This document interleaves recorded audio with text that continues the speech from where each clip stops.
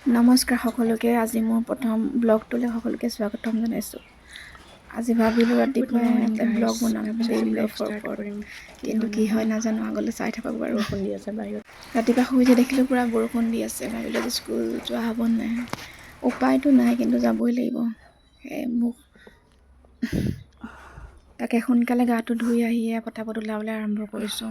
বহুত দেৰি হ'ল, খাবলৈ সময় নহা হ'লেও অকণমান খাইছোঁ আৰু ওলাইছোঁ, খাইছোঁ। লগতে মেকআপ বুলিবলৈ কিনো, স্কুল যাবলৈ ইমান টাইমো নাপাওঁ যে ভালকৈ মেকআপ কৰি যাম। তাকে আৰু cream powder, baby powder, lipstick bus সিমানে আৰু তাকে লৈ পটাপট কেনেকৈ স্কুল পাওঁগৈ সেইটোৱে আৰু ৰাতিপুৱা থাকে। লৰালৰিকৈ পাউডাৰ সানি ওলাই আছোঁ আৰু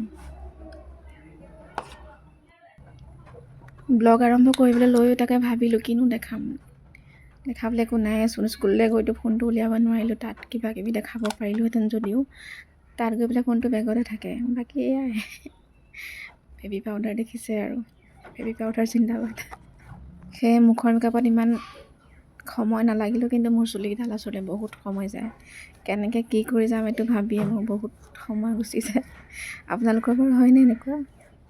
জনাবচোন। মোৰ লগত সদায় হয়, কিন্তু দুখৰ কথা যে সদায় কষ্ট কৰিও হেয়াৰ ষ্টাইল কেতিয়াও ভাল নহয়। একদম জধলা টাইপতে যাব লগা হয়, একো ভালকৈ যাব নোৱাৰে। দেখিছে জধং মধং ওলাইছোঁ আৰু সদায় ভাবোঁ সোনকালে উঠিম, ভালকৈ সদায় ওলাই যাম, কিন্তু কেতিয়াও সেইটো সম্ভৱেই নহয়চোন।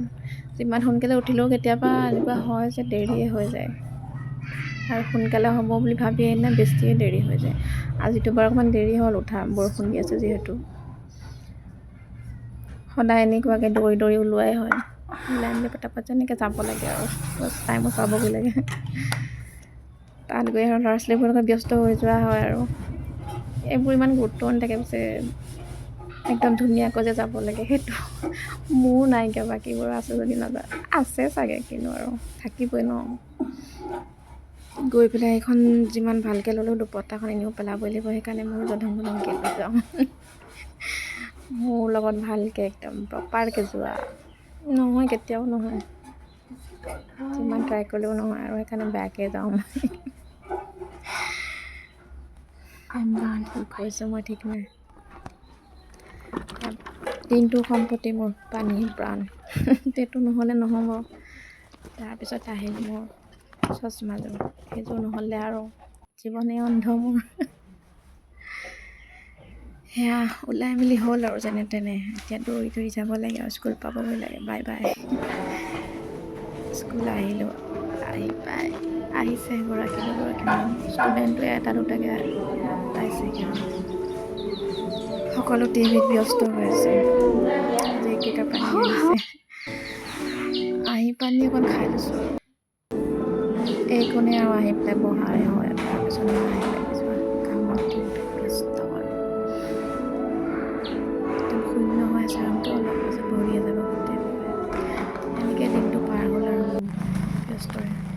ডাইৰেক্ট আহিয়ে ভিডিঅ' কৰিছোঁ গাঁৱৰ নামঘৰটো আমাৰ। স্কুলত গৈ ভিডিঅ' কৰিবলৈ একো সময়ো নাপাওঁ, আৰু ফোনটো উলিয়াব নিদিয়ে, বেগতে থাকে প্ৰায়। তাকে গাঁও সোমালোহে, উভতিও আহিলোঁ। মই গৈছিলোঁ কি ভাবিছে চাগে, স্কুলৰ পৰা আহি আমাৰ গাঁও সোমালোহি। আহিয়ে গাঁও সোমাই ঘৰত আহি ভিডিঅ' কৰিলোঁ। ঘৰ আহি পূৰা ফূৰ্তি, চব নাচি গৈছোঁ। এতিয়া শুম আৰু কোনে পায়। আহি পাই ভাত খাই শুই গ'লোঁ। তাৰপিছত টিউশ্যন আহিলে আৰু ব্যস্ত হৈ পৰিলোঁ, আৰু ব্লগ কৰা নহ'লে আৰু তাকে দেখিলে আৰু আজিলৈ বাই বাই। আকৌ অলপ